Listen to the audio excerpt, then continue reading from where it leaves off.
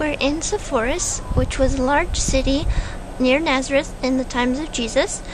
Behind me, across the valley, is the ruins of a site which is most likely the Cana of Galilee, where Jesus turned water into wine. We're at Sepphoris, and behind me is a mosaic from the Roman period, which depicts events in the life of Dionysus. And Dionysus is the god of wine and merrymaking. And we're also near Cana, where Jesus turned water into wine. "Dear woman, why do you involve me?" Jesus replied. "My time has not yet come." His mother said to the servants, "Do whatever he tells you." Nearby stood 6 stone water jars. We're standing on the Arbel Mountain on the west side of the Sea of Galilee. We're looking across to the Decapolis, and over here we have the cities of Capernaum, Corazim, and Bethsaida, where Jesus did most of his miraculous works. Hi, we're here hiking down the Arbel Cliff near the Sea of Galilee on the western side.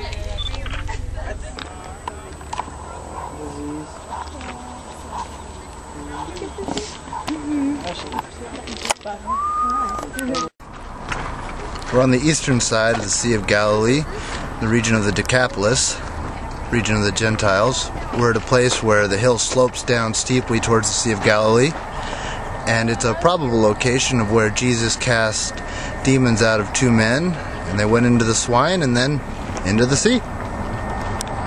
When he saw Jesus from a distance, he ran and fell on his knees in front of him. He shouted at the top of his voice, "What do you want with me, Jesus, Son of the Most High God?" We are at the Sea of Galilee at Engev. And we just woke up and had breakfast, and it's a beautiful morning. Yes.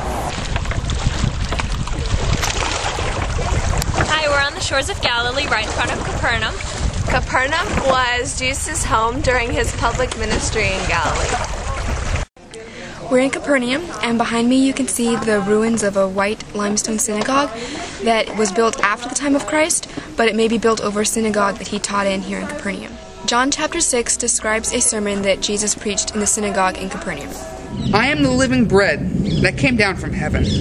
If anyone eats of this bread, he will live forever. And the bread that I will give for the life of the world is my flesh." Now, Jesus said these things in the synagogue as he taught at Capernaum. We're on the north side of the Sea of Galilee, the traditional location where Jesus gave the Sermon on the Mount.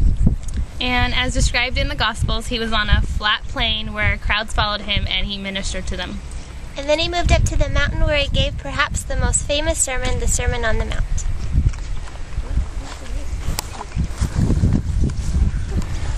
Hi, Mom. Hi. Hi, Mom.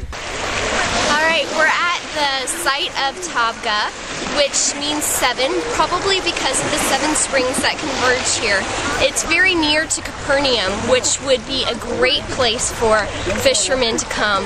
Therefore, this is the likely site that Jesus saw Peter casting his nets into the sea and called him to come as his disciple.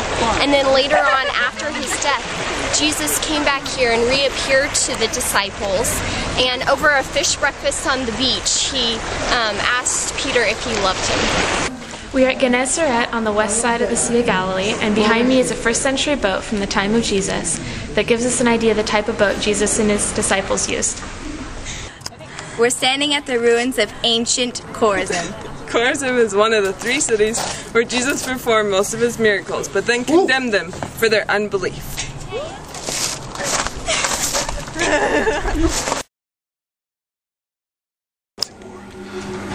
Sorry.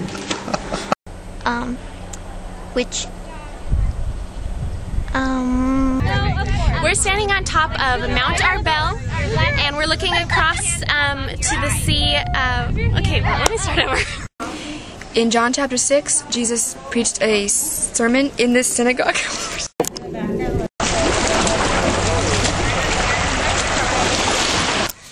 We're standing in the ruins of ancient Corazim. Corazim is where Jesus performed most of his miracles. We're standing in the ruins of ancient Corazim. Wow. We're standing at the ruins of ancient Corazim. We're standing at the ruins of ancient Corazim. We're standing at the ruins of ancient Corazim. Corazim is one of the 3 cities where Jesus performed